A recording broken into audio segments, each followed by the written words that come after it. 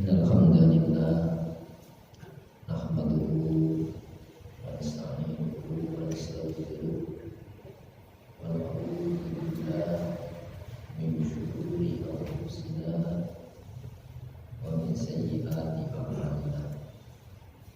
Man yahdihillahu fala mudilla lahu wa man yudlil fala hadiya lahu.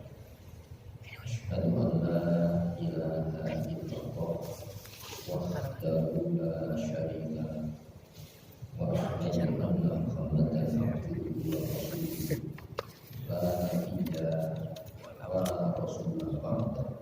Asyhadu an la Allahumma sholli wa sallim wa barik ala Muhammadin wa ali Muhammad sallallahu alaihi kama shallaita wa sallamta wa barakta ala Ibrahim wa ali Ibrahim fil alamin innaka Hamidum Majid. Saudara sekalian, sejenak marilah kita sediakan waktu kita bersama menelaah memahami material tafsir Al-Quran. Sertakan harapan kepada Allah, semoga ini Allah memberikan kepada kita taufik hidayahnya, bimbingan serta pemahamannya. Jadi hadirin, marilah kita buka malam hari ini dengan al-basmalah. Bismillahirrahmanirrahim. Ayat berapa kita? 31 Ustaz. Berapa? 31. 31. Ya. Al-A'raf 31. A'udzu billahi minasyaitonir rajim. Bismillahirrahmanirrahim. Ya bani Adam khudhu zinatakum inda kulli masjidin wa kulu washrabu wa la tusrifu innahu la yuhibbul musrifin. Qul man harrama zinatallahi allati akhraja li ibadihi wat thayyibati minar rizq. Qul hiya lil ladzina amanu fil hayatid dunya khalisatan yaumal qiyamah. Kadzalika nufassilul ayati liqaumin ya'lamun. Qul innama harrama rabbiyal fawahisha ma dhahara minha wa ma batana wal ithma wal baghya bi ghairil haqqi wa an tusyriku billahi ma lam yunazzil bihi sultan wa an taqulu 'ala Allahi ma la ta'lamun. Wa li kulli ummatin ajal fa idza jaa ajaluhum la yastakhiruna sa'atan wa la yastaqdimun. Ya bani Adam imma ya'tiyannakum rusulun minkum yaqussuna 'alaikum ayati famanittaqa wa aslaha fala khaufun 'alaihim wa la hum yahzanun. Walladzina kadzabu bi ayatina wastakbaru anha ulaika ashabun nar hum fiha khalidun. Faman adlamu mimman iftara 'ala Allahi kadziban aw kadzdzaba bi ayatihi ulaika yanaluhum nasibuhum minal kitab hatta idza ja'atuhum rusuluna yatawaffawnahum qalu aina ma kuntum tad'una min dunillah qalu dhallu anna wa shahidu ala anfusihim annahum kanu kafirin.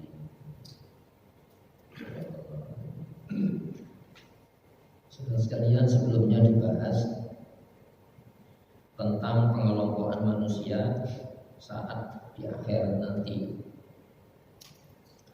di mana pengelompokan manusia itu hanya ada dua di sana. Apa itu? Ada yang diberi petunjuk dan sebagian lagi mendapatkan sepatutnya, yaitu kesesatan. Makanya standar hidayah itu diturunkan di dunia,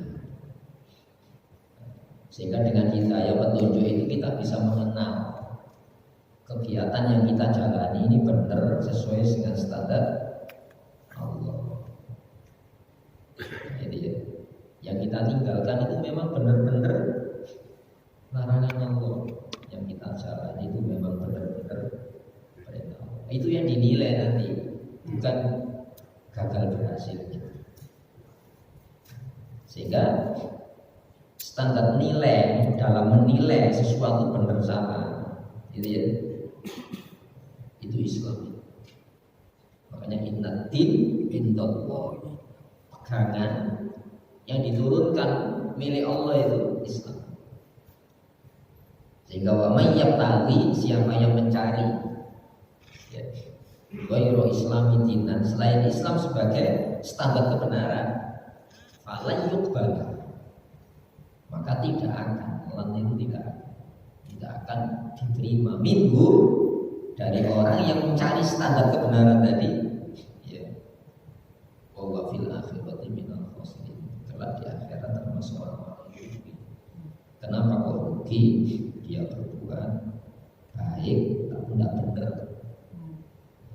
Jadi di sini ada Allah. Itu yang mesti kita takutkan.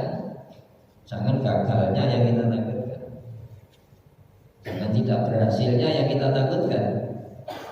Tapi yang kita takutkan itu standar mencapai keberhasilan, standar terhindar dari gagal. Itu sudah disebutkan. Fariqon ada sebagian mendapatkan petunjuk dari Allah. Wa fariqon sebagian lagi haqqa alaihim dhalalah, ditetapkan sesat jalanmu ini. Kenapa kau sesat? Tujuannya sama tapi jalannya berbeda. Orang musyrik itu tujuannya Allah mana? Allah. Orang Yahudi Nasrani itu tujuannya Allah, tapi tidak memakai Islam, kepatuhan kepada standar benar salah. Maka ya Bani Adam, anak cucu Adam, anak-anak Adam, khudhu zinatakum, pakailah, ambillah zinatakum, pakaian indahmu, indah kulli masjidin, di setiap masjid-masjid. Lu masalah sandang di situ. Ya, karena pertemuan di masjid itu pertemuan khusus, kunjungan khusus, maka harus akan dibekali ilmu. Tidak saja ilmu lahir, ini kan ilmu lahir ini, busananya yang layak. Kenapa? Kunjungan kepada Allah. Jadi ayat ini supaya apa? Ada dampak psikis, kita persiapan ke masjid. Karena persiapan ke masjid itu termasuk ubudiyah, gerak batin. Saya akan ketemu. Bagaimana ketemu? Ketemu yang maha. Lokasi khusus Allah, wa annal masajida lillah. Masjid-masjid itu status kepemilikannya itu bagi Allah loh. Maka kamu harus lillah. Ayo coba, ada kunjungan yang diambil dengan lillah. Walillahi 'alan nasi hijjul baiti man istata'a ilaihi sabila. Walillah, dan hanya untuk Allah. 'Alan nas, yang untuk Allah itu kewajiban untuk bagi manusia. Apa itu? Hijjul baiti, kunjungan rumah. Jadi masjid induknya Mekah, Masjidil Haram. Tapi cabang-cabangnya kan seluruh bumi. Wajuilat liyal ardu masajid, dijadikan hamparan bumi ini masjid bagi saya. Yang umat-umat Nabi sebelumnya lokasinya tertentu. Itu ya. Itu lillah. Wa atimul hajja wal umrata lillah. Ini kan tadi diambil lillah. Hebat tak? Oh, ini bukan kunjungan biasa, kunjungan yang persiapan. Kenapa? perwujudan legalitas iman kepada Allah, legalitas iman kepada konsekuensi akhirat, legalitas menegakkan sholat, legalitas pengesahan zakat, kemudian dampak psikis bagi pelakunya dihindarkan dari rasa takut, ya. Dan nomor 6 jaminan hidayah itu mengunjungi masjid. Dalam surat At-Taubah ayat 18. Innama ya'muru masajidallah. Sesungguhnya tidak lain yang punya aktivitas kegiatan memakmurkan masjid Allah. Man amana billah. Pengakuan Allah hanyalah orang-orang yang iman kepada Allah, menaruh kepercayaan yang itu Allah saja. Di mana larangan yang bisa dipercaya itu adalah larangan Allah, bukan larangan nafsu. Perintah yang bisa dipercaya itu hanya perintah Allah, karena di sana jaminan. Wal yaumil akhir, percaya konsekuensi akibat yang ditanggung bagi orang-orang yang tidak menggunakan standar Islam, itu standar pilih untuk berbuat tidak berbuat.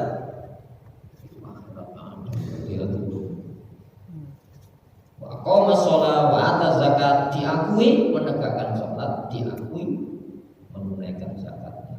5 miliar tiap tahun kita keluarkan, tapi tidak ada jiwa yang terpaut di masjid, dia tidak akan pernah merasakan apa. Kenapa? Dia akan dikuasai hartanya. Walam yakhsha illallah, secara psikis dia diganti yang asalnya takut makhluk, takut Allah. Pertanyaannya gini, ayat sebelumnya itu takut mana? Ya, kelompokkan orang-orang yang sesat tujuannya dengan orang-orang yang dibimbing. Untuk mana gitu? Jangan takut seakan-akan apa-apa. Atribut-atribut bikinan seseorang, bikinan manusia, tapi kita tidak pernah takut dicabut dari standarisasi kelas mulia tidak mulia dari Allah. Yang nomor 6 apa? Wa asa'ulaika ayyakunu minal muttaqin. Pasti dia termasuk orang-orang yang mendapatkan bimbingan dari Allah. Itu nomor kunjungan masjid. Ini pembekalan. Nah, bagaimana meraih yang 6 ini, jaminan legalitas pengesahan dari Allah? Pakailah pakaian terindah kamu pada setiap masjid. Wakulu wasrobu. Ini sandangnya didahulukan, biasanya kan makannya deh. Kenapa? Ini kunjungan khusus, menghadap yang maha khusus, tugasnya khusus. Berarti apa? Ada protokol khusus. Ya, makanlah dan minumlah dengan catatan wala tusrifu, jangan melampaui batas ya. Ini ya, nanti kalau kamu melampaui batas, jiwamu dikuasai nafsu bersandar, nafsu berpapak. Mana yang bahagia, dikuasai apa menguasai? Yang paling bahagia itu menguasai dunia, bukan dikuasai dunia. Hari ini orang-orang yang mengaku menguasai dunia, pada hakikatnya dia dibantai oleh dunia. Kenapa? Yang berperang hari ini, perang dunia pertama, kedua, dan perang-perang yang berlangsung hari ini, itu negara-negara kaya, negara-negara kaya, anggota Dewan Keamanan PBB yang memiliki mengemban tugas mengamankan dunia, justru mereka yang mengobarkan api peperangan. Alhamdulillah. Contohnya konkret. Kenapa? Melampaui batas. Maka orang-orang yang tidak menggunakan standar Islam sebagai standar aktivitas di dalam bersandar, berpangan, berpapan, pasti melampaui batas. Kenapa? Larangannya itu keluar dari tidak sukanya kok. Perintahnya itu lahir dari sukanya. Benturan apa enggak? Makanya voting. Itu benar atau voting? Ada absen bareng nih, abstain. Ada negara yang absen.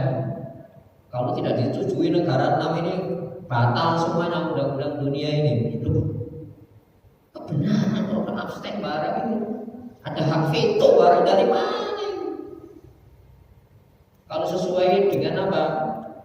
Keinginan negara-negara industri disetujui, ada resolusi. Kalau tidak diveto, nggak bisa diveto. Hadirin, dunia hari ini diatur sebenarnya. Justru yang menguasai seluruh dewan-dewan penting di Perserikatan Bangsa-Bangsa itu mayoritas negara-negara penjajah, negara-negara imperialis.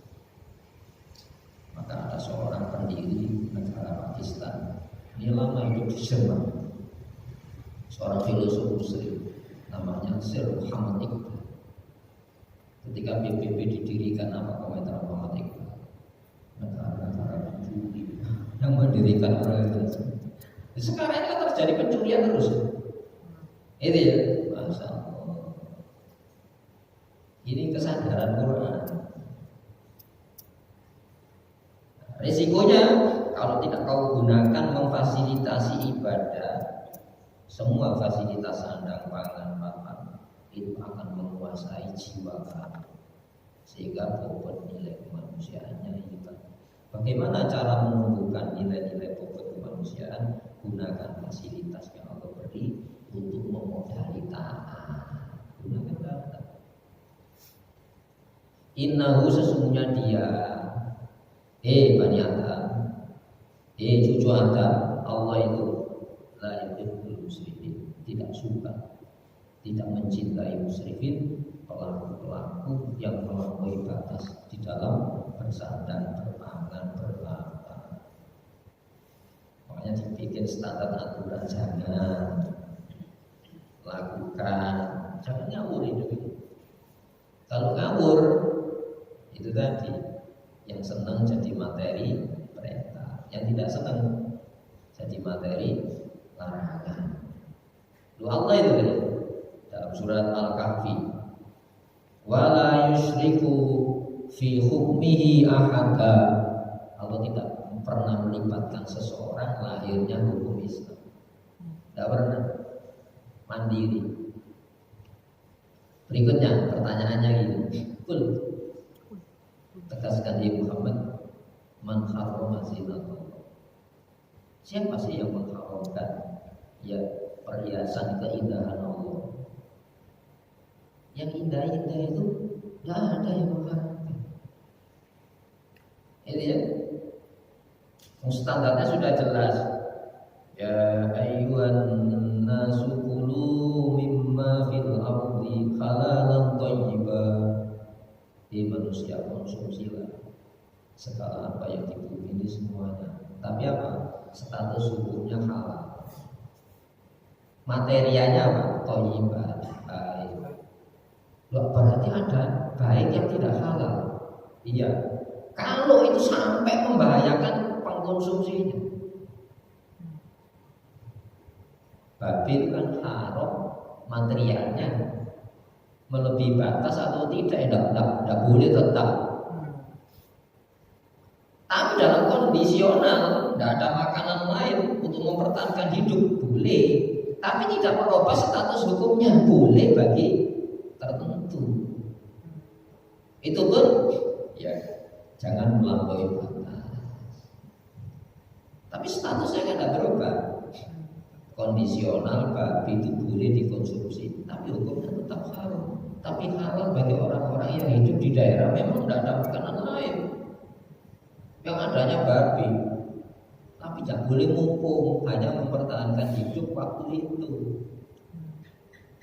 Nah, tapi berarti apa? Umpamanya gini,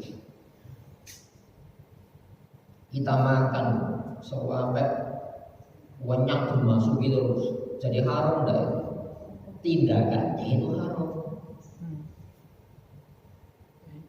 Sehingga wala tusrifu, jangan melampaui batas. Berarti apa? Tindakan melampaui batas itu haram.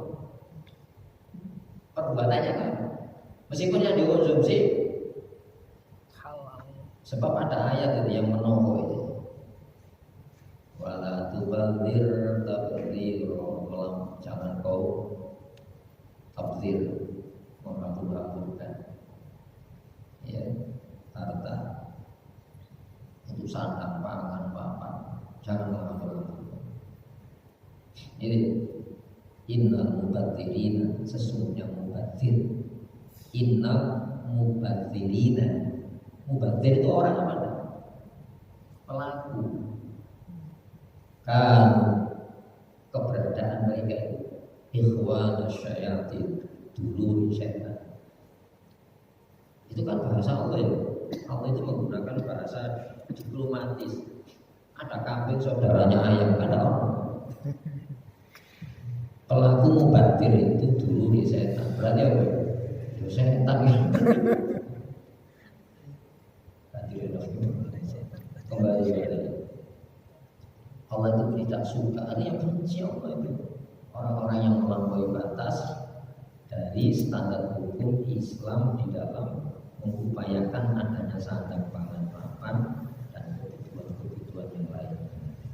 Nah, maka siapa sih yang mengharamkan keindahan Allah itu, perhiasan Allah?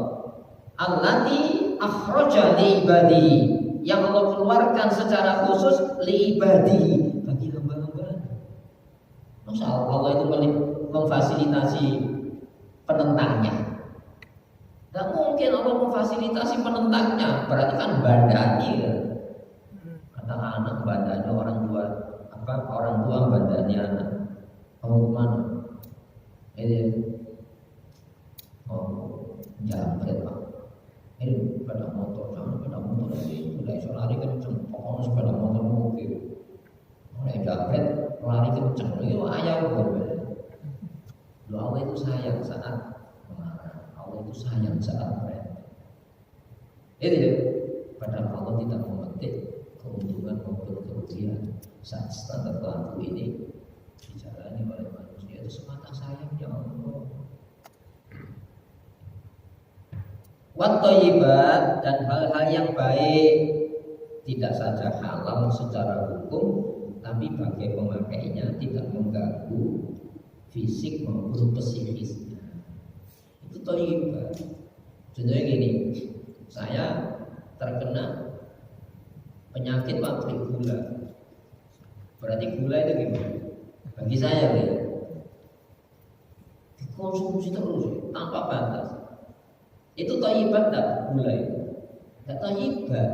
Kenapa? Kamu diabetesnya tinggi kok gula terus. Padahal apa? Ada perintah dari Allah SWT merawat organ tubuh kita ini. Kenapa? Ini sebetulnya zina.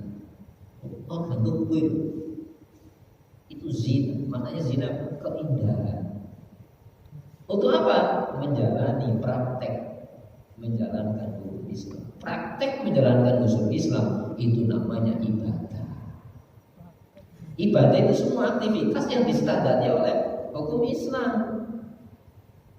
Kalau senang dijalani, tidak senang tidak dijalani, itu bukan ibadah, itu namanya adat. Ada yang untuk ada wa iadatan. Itu sesuatu yang berulang-ulang. Manusia akan mengulang apa yang menyenangkan dirinya. Maksud ibadah itu senang saya. Senang ya takoni, kalau tidak senang tidak saya jalani. Oh, bukan ibadah, itu adat. Namanya ibadah itu ya, manusia ini menggunakan fasilitas-fasilitas semuanya itu untuk menjalani ketaatan hukum Islam. Perintahnya itu ngemis apa ngasih? Perintah dalam Islam Ngasih. Meminta itu ibadah atau yang memberi itu yang ibadah? Yang memberi. Minta bukan ibadah, meminta. Itu ya. Makanya ada undang-undangnya bagi orang yang bersedekah. Kenapa kok sedekah? Sedekah itu menggunakan fasilitas yang Allah beri untuk apa? Meringankan, menolong orang-orang yang membutuhkannya. Ibadah harta, ibadah badannya, dan ibadah waktu. Itu ya. Semuanya itu ada aturannya. Siapa sih yang mengharamkan perhiasan yang Allah keluarkan secara khusus bagi pengabdi-pengabdi Allah, wa thayyibati, dan hal-hal yang baik minar rezeki, jenis rezeki. Ini bukan masalah apapun yang mengganggu fungsi-fungsi organ tubuh kita, fungsi-fungsi kejiwaan kita, yang itu kalau kita gunakan terjadi masalah-masalah pengerusakan, itu termasuk tidak baik. Kul, tegaskan Muhammad, ya kembali kepada mana ini? At-thayyibat zinatallah. Kenapa zinatan ini kan muannats? Makanya kul tegaskan iya, perhiasan keindahan. Jadi dunia ini itu ya fasilitas untuk memperindah diri di dalam melaksanakan ibadah kepada Allah. Itu Allah bangga. Jadi tahadus bi nikmatillah, mengekspresikan, mengungkapkan nikmat Allah itu dengan cara apa? Untuk taat. Ini enggak pamer, Pak. Gunakan harta itu untuk memfasilitasi taat kepada Allah. Banyak ya nikmat yang dinikmati tapi lupa menggunakan cara Allah, menggunakan nikmat dengan caranya Allah. Itu namanya nikmat yang melupakan Allah. Masuk ini menghambur-hamburkan harta. Alhamdulillah hari ini saya sudah menghabiskan 5 juta sehari. Untuk apa senang-senang? Maksud itu di alhamdulillah. Karena alhamdulillah itu mengikat bismillah. Bismillah beraktivitas memulai legalitasnya nama Allah loh saya mengeluarkan harta ini. Tapi kalau legalitas mengeluarkan dengan cara Allah pada tempat yang dibenarkan, alhamdulillah ya Allah, saya bisa menggunakan nikmat yang Allah beri untuk modal saya mentaati Allah. Alhamdulillah itu nikmat. Jangan-jangan masa nyolong, alhamdulillah berhasil. Lo itu alhamdulillah malah kecil. Melawan Allah alhamdulillah. Apalagi menzakati hasil perampokan. Oh ini ya, zakatnya itu kejahatan apa enggak? Zakatnya itu kejahatan. Kenapa yang dizakati itu upaya-upaya yang menggunakan ajaran Islam? Innallaha thayyibun. Allah itu thayyib. Allah itu thayyiban. Allah itu thayyib, Allah itu baik. La yaqbalullah, Allah tidak menerima illa thayyib, kecuali yang nilainya baik dalam standar Islam. Ya. Hadirin Rasulullah.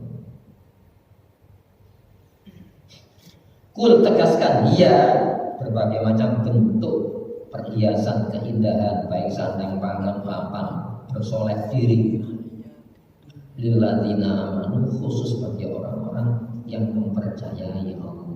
Apa yang dipercayai? Jangan percaya adanya Allah saja. Kalau percaya adanya Allah sudah final selesai. Orang musyrik itu nyembah Allah, musyrik nyembah Allah. Orang musyrik itu mengakui Allah sebagai pencipta. Mana butuh? Saya tidak nyembah berhala itu. Buat apa nyembah berhala? Illa liyuqarribuna, melainkan agar berhala tadi mendekatkan kami kepada Allah zulfa, sedekat-dekatnya. Berarti apa? Ini cara pendekatan. Cara pendekatan tidak mesti pakai Islam. Yang penting tujuannya Allah, caranya masing-masing. Itu gagasan hari ini apa mulai dulu? Mulai dulu itu bukan hal baru. Pluralisme agama itu bukan hal baru. Malah pluralisme agama itu sudah ditawarkan iblis saat belum turun ke dunia ini dengan manusia. Apa itu? Dia menolak Allah itu, tidak mau sujud. Kenapa? Dia punya standar sujud sendiri. Itu ya, punya standarisasi patuh sendiri. Salah ya Allah, kau perintahkan saya sujud kepada Adam. Kenapa? Adam itu junior, saya senior. Berarti apa? Yang seharusnya menurut akal, itu ya, yang pendatang baru itu hormat yang sudah lama ada kan? Nah, saya bertanya, itu nalar apa enggak itu? Nalar sekali. Adam itu belum punya prestasi apapun karena belum menjalankan satu tugas hukum. Sementara dia wa nahnu nusabbihu bihamdika wa nuqaddisu lak. Berarti siapa yang seharusnya sujud? Yang sudah punya prestasi ini seharusnya disujudi oleh Adam. Yang nomor 3, bahannya jauh lebih mulia menurut dia daripada bahan Adam. Berarti Allah itu keliru dalam pandangan iblis. Perintah Allah itu salah. Berarti yang benar apa? Yang seharusnya perintahnya Adam diperintah sujud. Saya bertanya, apakah iblis itu tidak mau sujud kepada Allah? Maksudnya gini ya, saya hanya mau sujud kepada Allah. Jangan membebani dengan cara-cara yang lainnya. Loh, itu artinya sombong sujud kepada Allah. Allah tanpa disujudi sudah mulia. Allah tanpa ditasbih sudah suci Allah itu. Tanpa diagungkan Allah Maha Agung. Kalau kamu sujud kepada Allah merasa kamu sudah memberikan sesuatu kepada Allah, justru kamu tercela ketika sujud kepada Allah. Sebab Islam itu kepatuhan kepada standar hukum, bukan mau tidak mau kamu. Ini loh, menundukkan batin itu sulit itu. Itu ya. Maka hari ini yang penting tujuannya Allah cara beragam. Loh itu kan sama dengan gagasan yang diajukan iblis di hadapan Allah. Allah itu dia tanpa disujudi, tanpa disembah Allah itu maha segala. Justru ketika Allah merintahkan kita mematuhi Allah, itu bentuk penghormatan Allah kepada kita. Allah sayang, disayang. Jadi ya, maka dia lilladzina amanu, dia hanya khusus bagi orang-orang yang mempercayai standar kebenaran Allah. Baik cara meraih rezeki maupun menggunakan rezeki itu dengan cara Islam. Lilladzina amanu fil hayatid dunya, di dalam kehidupan dunia. Inilah cara Islam. Jadi menurut teori ekonomi Islam, pandangan ekonomi Islam, semua rezeki itu hanya untuk ibadah kepada Allah. Berarti apa? Kalau digunakan untuk tidak pakai cara Islam itu sebuah pengkhianatan kepada Allah Subhanahu wa taala. Oh, mengerti. Ya ayyuhalladzina amanu la takhunu-Allaha war rasul wa takhunu amanatikum wa antum ta'lamun. Orang-orang yang sudah percaya kepada aku, jangan kau khianati. Difasilitasi untuk melawan, dikasih kehidupan di dunia dengan fasilitas terbaik untuk melawan hukum Allah. Rasul, jangan kau khianati Rasul Muhammad SAW. Ini ya, takunu amanatiku, dan kau khianati kepercayaan yang Allah berikan kepada kamu. Ketika kita dikasih iman itu dipercaya oleh Allah. Mana yang kita takuti? Dicabut iman atau dikasih dunia ini? Takut ancaman atau takut dipisahkan kita dari iman kepada Allah? Lu setan itu takut Allah ya. Dalam surat Al-Hasyr, kama tsanis syaiton idh qala lil insani kfur falamma kafara inni bari'un minkum inni akhafullaha rabbal alamin. Seperti setan yang mengatakan kepada manusia, manusia tinggalkan Islam. Ini ya, ketika dia tinggalkan cara-cara Islam, setan mengatakan, aku berlepas diri dari kamu, aku takut azabnya Allah. Sebab Allah itu pencipta, pengatur, pemilik semesta. Jadi setan itu takut azabnya Allah. Padahal selama ini dia sudah dipecat dari hamba Allah, tidak pernah takut. Sudah dipecat kan? Fakhus fa'inaka rajim, keluar kamu terkutuk, bukan hamba saya lagi. Status kepemilikannya dicabut. Lu asalnya ahli tasbih, wa nahnu nusabbihu bihamdika wa nuqaddisu lak. Selama ini dia tidak paham. Kamu itu sudah bukan hamba Allah Subhanahu wa taala. Statusnya sudah dicabut. Kok tidak takut kamu? Malah takut hukumannya. Nah, yang kita ini tak mana yang benar? Takut yang memegang bodem atau takut bodemnya? Takut yang membawa pistol atau hati orang yang membawa pistol atau pistolnya? Orang beriman itu takut. Kenapa? Orang yang paling dekat kepada kita, kalau hatinya dipisah oleh Allah jadi musuh bebuyutan bagi kita. Orang yang paling musuh bagi kita, kalau hatinya didekatkan dari orang yang paling sayang kepada kita. Allah ayatin, ya ayyuhalladzina amanu inna min azwajikum wa auladikum aduwwan lakum fahdharu. Ya orang-orang yang percaya bahwa aku menurunkan cara. Hati-hati ya kalau kamu meninggalkan caraku, sesungguhnya di antara pasangan-pasangan hidup kamu dan anak-anak kamu ada yang menjadi musuh bagi kamu. Fahdharu, hati-hatilah. Masa Allah menyuruh hati-hati tidak dikasih pegangan? Sepeda motor hati-hati ya. Artinya dikasih modal kan. Nah, di sini hati-hati dengan nikmat-nikmat itu. Itu banyak melupakan cara Allah. Yang benda itu mana? Ingat pemberian atau ingat aturan yang si pemberi. Ayo coba ingat ya. Disuruh mengingat nikmat. Lu banyak orang ingat nikmat, tak usah diajari. Masuk. Ingatlah nikmat, gak usah diajari, pasti ingat. Tapi yang diperingatkan itu penggunaannya. Ketika bicara penggunaan, caranya. Ya, ingatlah cara menggunakan nikmat. Jangan melupakan Allah Subhanahu wa taala. Khalisatan yaumal qiyamah. Secara khusus pada hari kiamat. Gitu loh. Jadi jangan sampai kita punya pandangan bahwa Allah itu memfasilitasi orang kafir. Allah hanya memfasilitasi orang-orang yang beriman. Buktinya apa? Diturunkan cara penggunaan, diturunkan cara menggapai nikmat.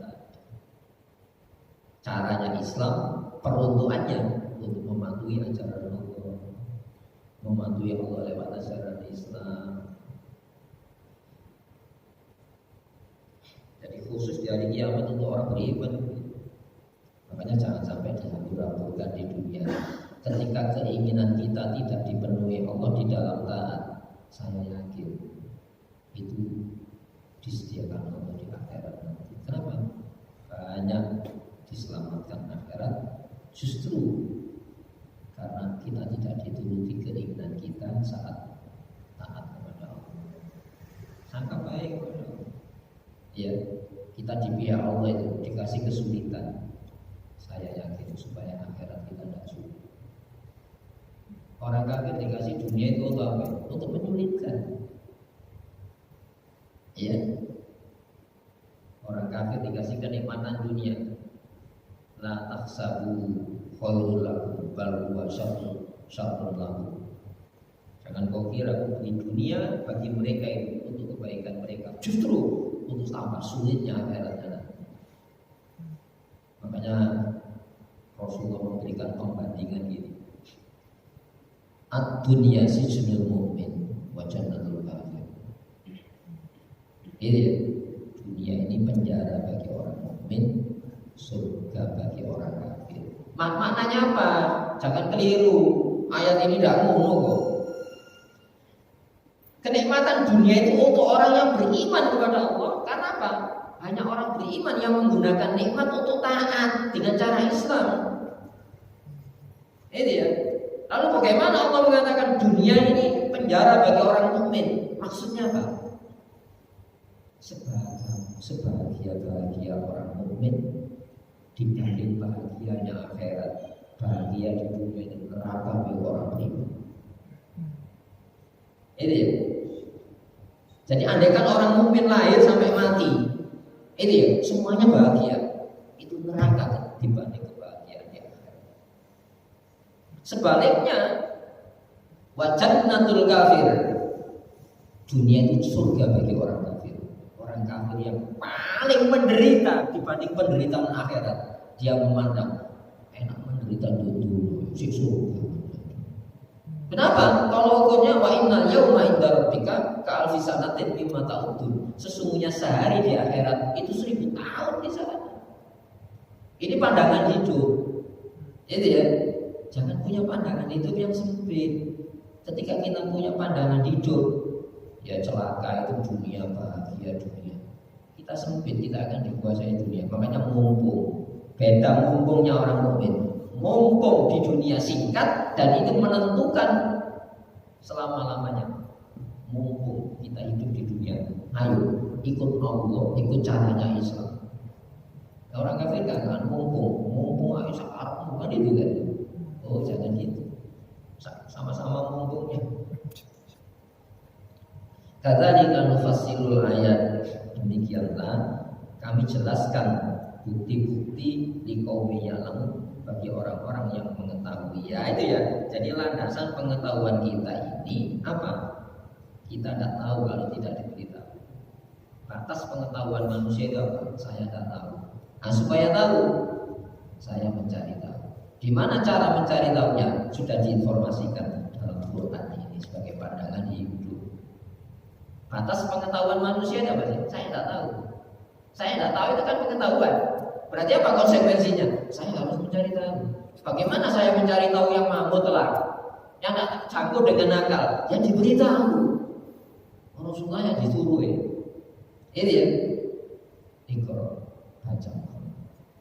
Mana aku bukan pembaca.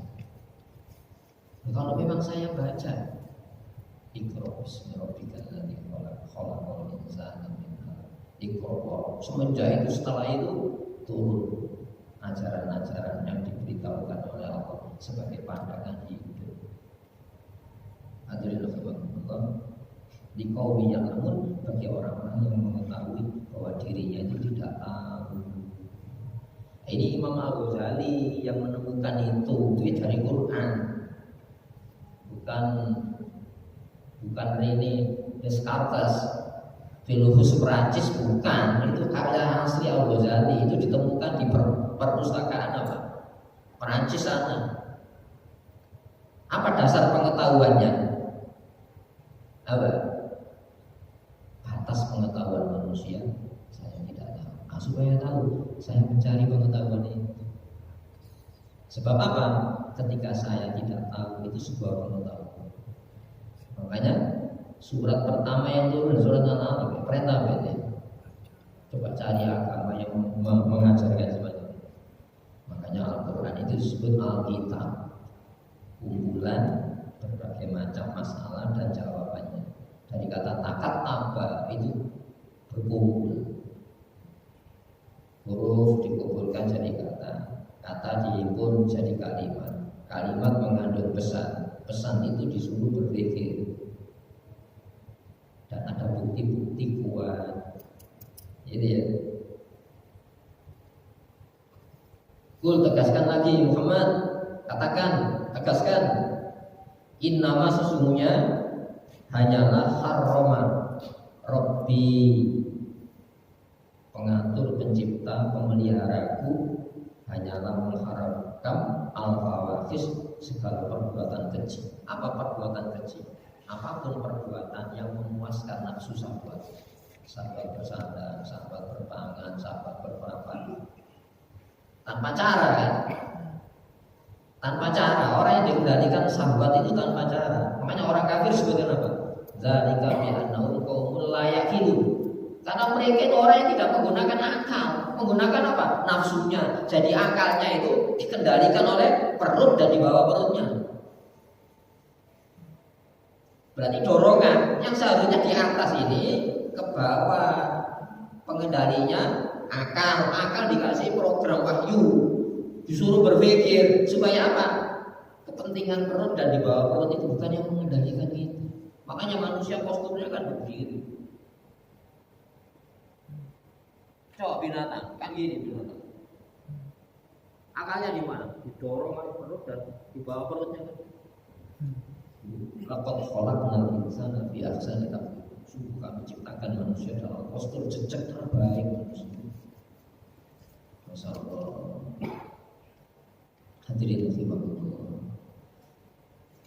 Innama harrama rabbiyal fawahish berbagai macam bentuk kekejian. Kalau manusia didorong oleh nafsu syahwatnya pasti keji, sehingga bobot nilai kemanusiaannya hilang. Maka Allah tegaskan, ya, orang kafir seperti apa? Binatang ternak. Ulaika kal an'am. Mereka tidak lain seperti binatang ternak. Seharusnya kan pembandingnya itu kan ono kemiripan. Berarti titik kesamaannya apa? Tasbihnya mana? Ya, musabah bihinya mana? Oh iya, binatang ternak itu makan-makan. Kalau sudah makan-makan syahwatnya muncul, cari lawan jenisnya. Masa binatang yang ono ajaran nikah? Jadi haram itu udah dikasih akal. Karena tidak dikasih akal, tidak dikasih hukum, arahan. Ya.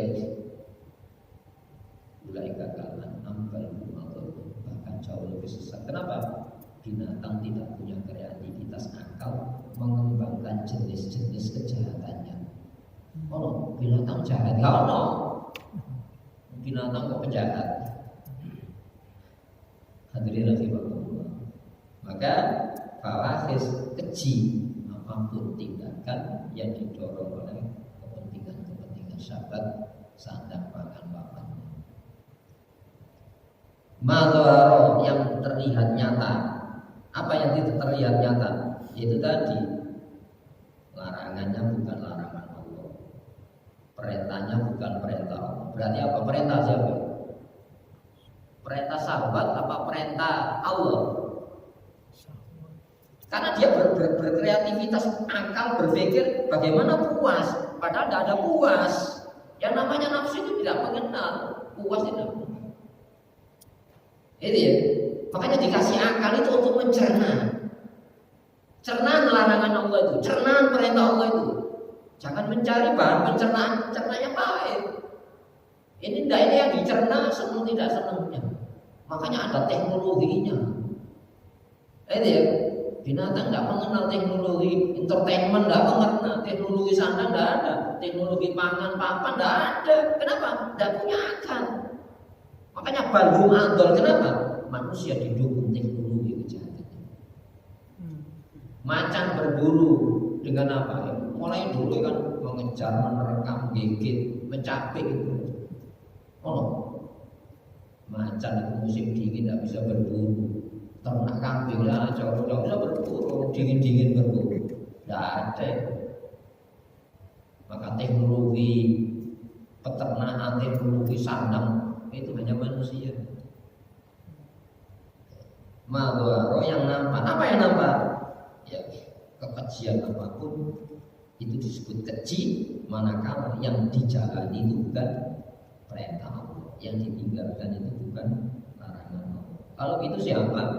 Ya larangan, perintah, suka tidak sukanya.